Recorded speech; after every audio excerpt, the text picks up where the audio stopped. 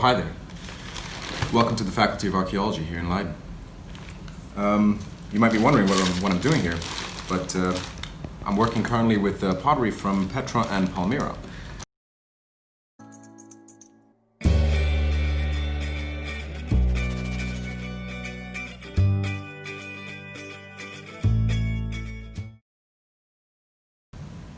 So, in terms of pottery from Palmyra, what we have here are a few boxes from excavations from the 60s that were unpublished, and we have been working in order to actually make this available to the public through open access. Now, we think that it's actually quite important because of the situation in Syria, as well as the loss of heritage, and, well, we want to do what we can from our end.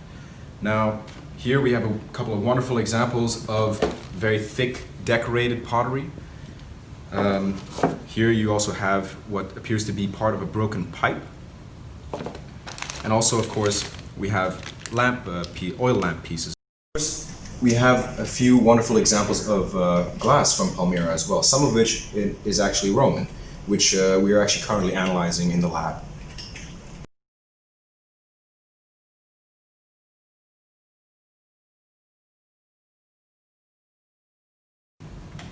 Now, some more interesting material from Petra is what we have right here. We have beautiful examples of oil lamps, very, very finely decorated oil lamps, and we have instances of Nabatean fineware, which is incredibly thin pottery and very beautifully painted.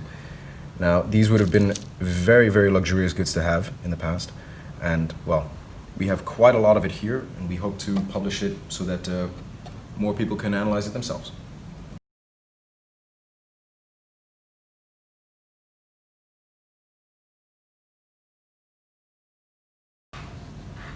So, one of the important parts of publishing in open access is that we wanted to take really great photographs so that people could analyze the data set from wherever they are. Now, in order to do this, we brought in our friend Ben, who is a professional photographer, and he took really great photos using this here camera rig, courtesy of Professor Franz Theus.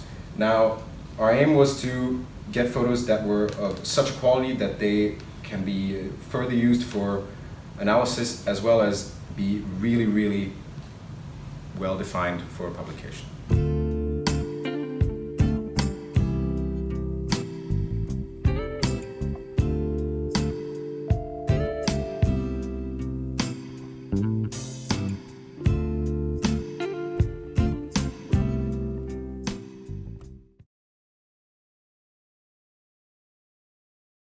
So I'll just give you guys a quick run through of how I went about analyzing this pottery for my internship.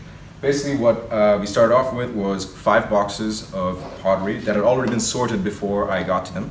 Now what I needed to do is I needed to count how many pieces were actually in them, I had to take the weight, I had to note the details, and well, we basically chose a certain sample set from each bag, and we photographed that based off of the diagnostic features of each sherd. And well, afterwards, my good colleague Sam, who is our team specialist in pottery, took over from me.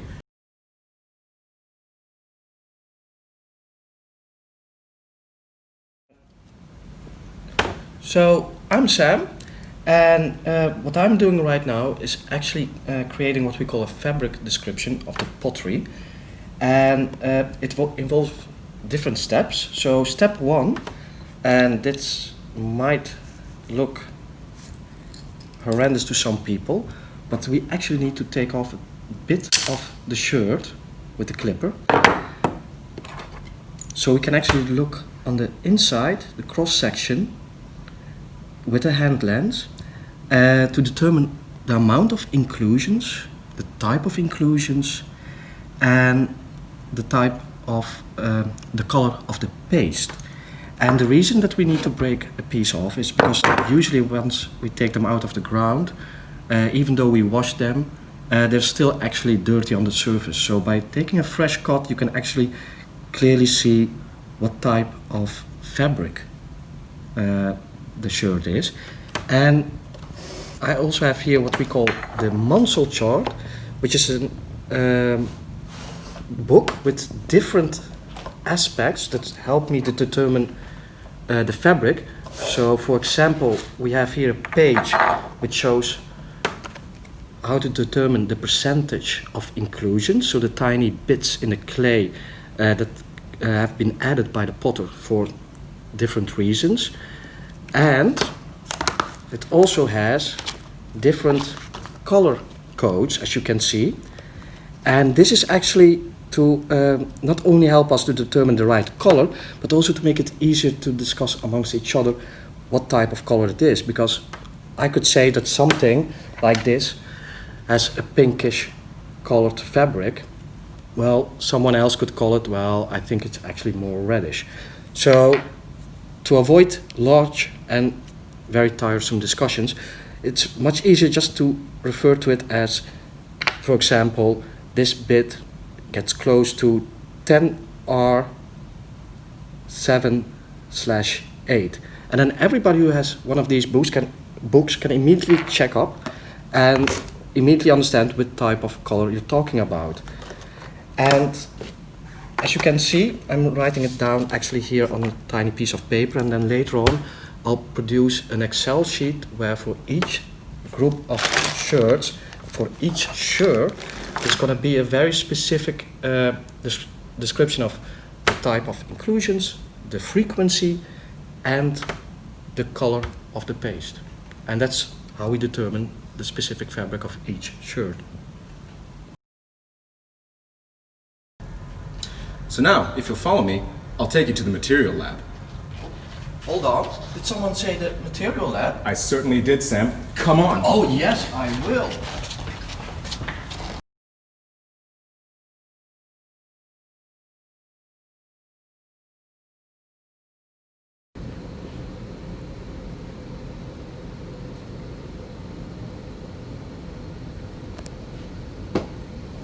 Welcome to the material lab.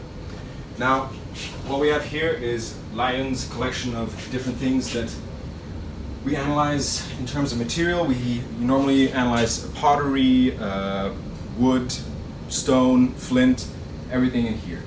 Now, as you can see, there's quite an extensive collection, but even more so. We have leather, stone, coral, diverse animals, fur, bone, all manner of stuff here.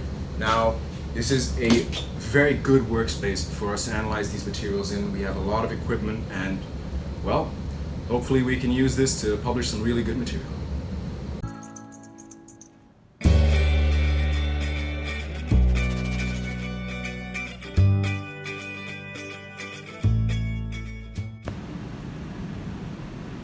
And here we are at the other side of the material lab, and here you can see our microscopes, the computers, the pencils, everything going on. Yo, what are you doing here? You shouldn't be here. Out! Oh, I'm so now! sorry. I'm so sorry. Go! Oh, sorry. Bye!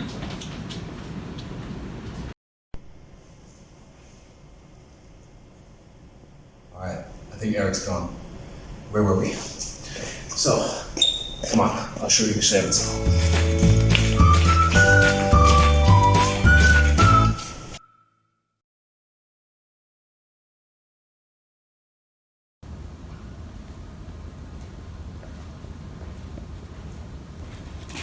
So, here we are at our pottery drawing station, and next to me is my wonderful colleague Rishika, who is making some lovely drawings of the profiles of some pots.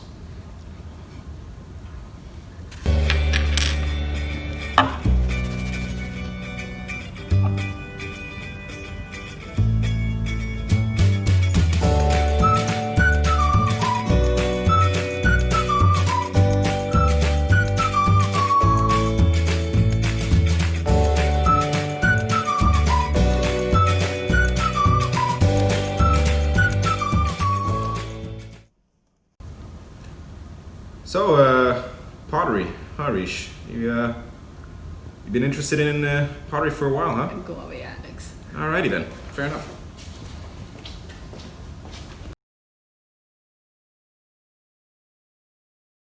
Here we have our team leader, Dr. Marike van Aerde, who is currently analyzing the glass from Palmyra through a very high-tech microscope. Doctor, would you mind explaining what it is exactly that you're doing? I don't mind that at all, Alex. So For glass analysis, to really find out the types of textures and the dating, the chronology of these objects, you really need to look closer than what even a really good photograph can show you. And so what we try to do here, even if we have very small pieces of glass, such as this really tiny, exquisite piece from Palmyra, even this small Sherd can tell us something about the object that it was part of, what time it was made, and what kind of material it is from. And so to use the microscope, now in times of corona, when we use equipment like this, we have to be a bit careful because of hygiene, so we have to wear a mask. So this is what we do. You place the Sherd under the microscope and you try to get it sharp, and in that way you can see some of the texture and even the chemical components on the highest magnification. So based on these results, we can, for example, with this piece, we can conclude that it is a mosaic type of glass, which was made mold, and this is the type of glass that Romans made. So we can, this helps us determine that this piece was from the Roman period in Palmyra. Whereas a different type of glass, like for example this tiny little green Sherd, when you put that under the microscope, it is completely different in texture. I will also show the difference in one of the photos, and you see it is actually blown. So only by going into this type of detail can we actually use it to date the material. And then if we know the whole data set, it also helps us determine where it was actually from and from which period. So it's very detailed work, but it really helps us in also the further interpretation of the material that goes beyond just studying the Sherds themselves.